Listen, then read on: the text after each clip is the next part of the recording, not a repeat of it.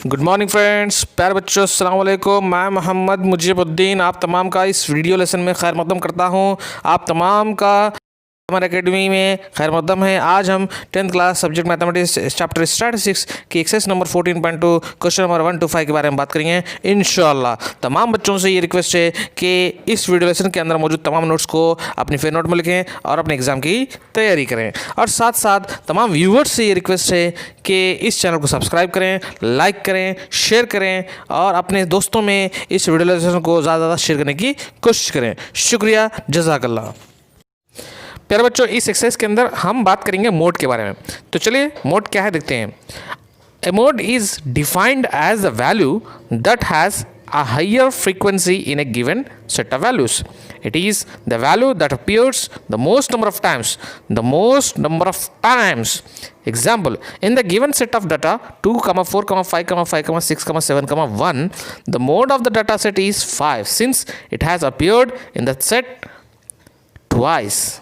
यानी कि most number of times जो भी वैल्यू आएंगी उस डाटा के अंदर वही वैल्यू उस डाटा का क्या कहलाएंगी, मोड कहलाएंगी। मोड को उर्दू में कहते हैं बता दिया। प्यारे बच्चों, इस वीडियो लेसन में हम ग्रुप डाटा का मोड किस तरीके से मालूम किया जाता है उसके बारे में देखेंगे इंशाल्लाह। तो चलिए शुरू करते हैं। की नोटिफिकेशन हासिल करने के लिए हमारे चैनल को सब्सक्राइब करें और साथ में दिए गए घंटे के निशान को दबाना। प्यारे बच्चों, अस्सलाम वालेकुम। आइए आज हम फिर से हाजिर हैं एक और नए वीडियो लेसन के साथ। आज के इस वीडियो लेसन में हम बात करेंगे स्टैटिस्टिक्स की। आज हम स्टैटिस्टिक्स चैप्टर नंबर 14 की एक्सरसाइज नंबर 14.2 करने जा रहे हैं इंशाल्लाह। इस एक्सरसाइज के अंदर हम बात करेंगे मोड की। आज हम किस तरीके से ग्रुप डाटा का मोड मालूम किया जाता है उसको देखेंगे। चलिए, आज का हमारा सवाल है, हमारा क्वेश्चन है, the following data gives the information on the observed life times in hours of 225 electrical components. यहां पर हमको एक ग्रुप डाटा की इंफॉर्मेशन दी गई है जिसके अंदर ये मुख्तलिफ इलेक्ट्रिकल कंपोनेंट्स का जो लाइफ टाइम है, मतलब वो लोग कितना काम करते हैं, उनका लाइफ टाइम दिया गया है। चलिए, तो 10 कंपोनेंट्स ऐसे हैं जिसका लाइफ टाइम कितना है, 0 to 20 आवर्स है। 35 कंपोनेंट्स ऐसे हैं जिनका लाइफ टाइम 20 to 40 आवर्स है। 52 कंपोनेंट्स ऐसे जिनका लाइफ टाइम 40 to 60 आवर्स है। उसी तरीके से 61 कंपोनेंट्स ऐसे हैं जिनका लाइफ टाइम 60 to 80 आवर्स है। 38 कंपोनेंट्स ऐसे जिनका लाइफ टाइम 80 to 100 आवर्स है। 29 कंपोनेंट्स ऐसे जिसका लाइफ टाइम 100 to 120 आवर्स है। हमको क्या करना है, determine the modal life. Modal life मतलब mode times of the component we have to calculate.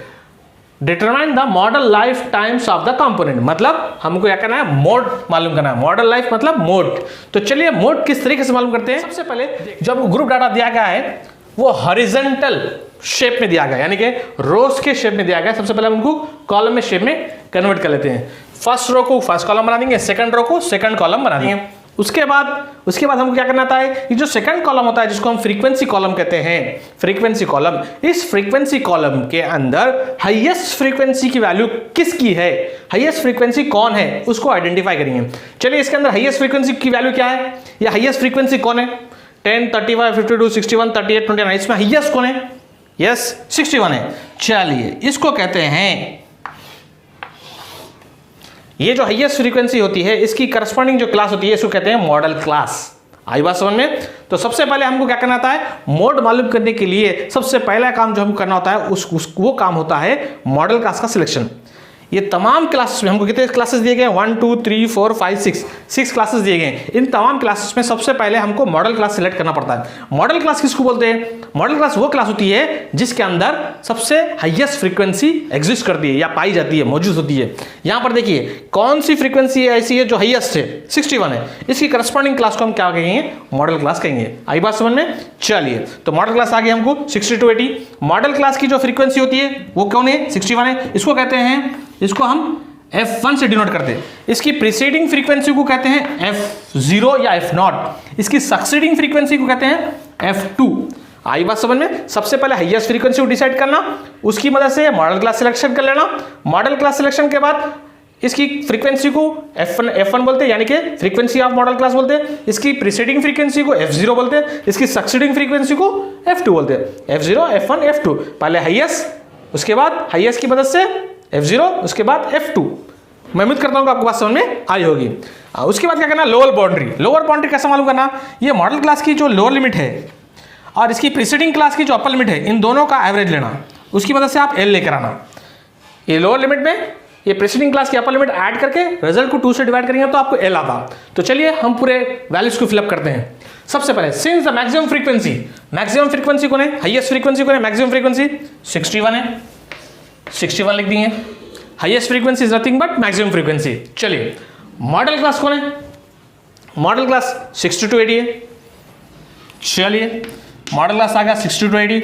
Next हमको क्या होना, F0 होना। F0 किसको बोलते बोला हमें, हाँ मॉडल क्लास की फ्रीक्वेंसी के ऊपर की जो फ्रीक्वेंसी होती है, यानी कि preceding frequency of the class preceding the model class, कौन है वो 52। चलिए उसके बाद नेक्स्ट हम क्या ना F1 क्या है, frequency of the model class. चलिए मॉडल क्लास की फ्रीक्वेंसी कितनी है, 61 है, F1 आ गया। Next frequency of the class succeeding the model class, यानी कि F2, कौन है वो 38। चलिए वेरी गुड। उसके बाद हमको क्या होना, lower boundary of the model class. Model class की लोअर बाउंड्री, यानी कि ये जो मॉडल क्लास है इसकी लोअर बाउंड्री मालूम करना, तो क्या करना पड़ेगा हमको, ये लोअर लिमिट और इसकी प्रीसीडिंग क्लास की अपर लिमिट, इन दोनों का एवरेज 60 + 60/2 करना। 60 + 60/2, 60 + 60 120/2 कितना आता, अगेन 60 आता। तो एल की वैल्यू आ गई हमको 60। चलिए उसके बाद नेक्स्ट होना हाइट ऑफ द क्लास, यानी कि H। Height of the class मालूम करने के लिए क्या करना है, आप 2 कॉन्जिक्यूटिव अपर लिमिट्स का डिफरेंस ले लेंगे। 2 कॉन्जिक्यूटिव अपर लिमिट्स का डिफरेंस ले लो, 40 - 20, 40 - 20 दैट इज नथिंग बट 20। इस तरीके से हमने क्या क्या हासिल किया है, बोलिए, F0 या F0, F1, F2, L, H, ये पैरामीटर्स हम मोड के हासिल कर चुके हैं, इनकी वैल्यू सबको मालूम हो चुकी है। अब हम आसानी के साथ मोड का फॉर्मूला इस्तेमाल करते हुए मोड की वैल्यू मोड का फॉर्मूला इस्तेमाल करते हुए मोड कैलकुलेट करेंगे। Since you know that mode equals to, यानी कि मोड को z से डिनोट करते हैं, उसका फॉर्मूला है, मोड मालूम करने का फॉर्मूला है L + F1 - F0 to F1 minus of F0 + F2 into H। चलिए L की वैल्यू कितनी लाए हम, 60। वेरी गुड, देखते जाइए वैल्यूज बोलते जाइए। F1 कितना है, 61, F0 कितना है, 52, 2 into F1 minus of F1 + F2।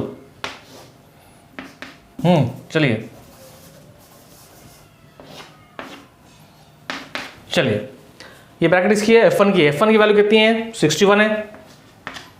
हाँ F0 F2 कितना है, 52 है, प्लस F2 कितना है, 38 है। पूरे वैल्यू सब्स्टिट्यूट कर दीजिए। H कितना है, 20 है। चलिए आ गए पूरे वैल्यूज।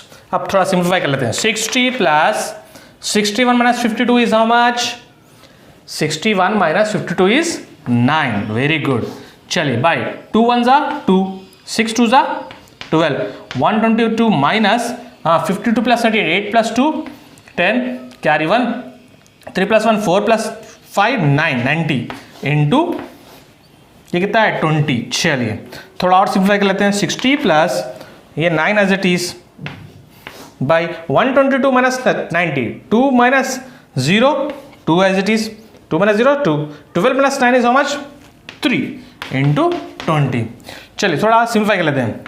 2 1 ज़ा 2 6 ज़ा, ये 2 10 ज़ा हो गया, दैट इक्वल्स टू 60 प्लस कितना हो गया, इसको और सिंप्लीफाई कर सकते क्या, यस 2 से और सिंप्लीफाई होता नहीं। 2 5 ज़ा 10, 2 8 ज़ा 16, हाँ बचा कौन, 9 इंटू 5, 9 5 ज़ा 5.625, दैट इक्वल्स टू बोले 60 प्लस 5 65.625। ये है हमारा मोड, ये है हमारा मोड। मैं उम्मीद करता हूँ आपको बात समझ में आई होगी।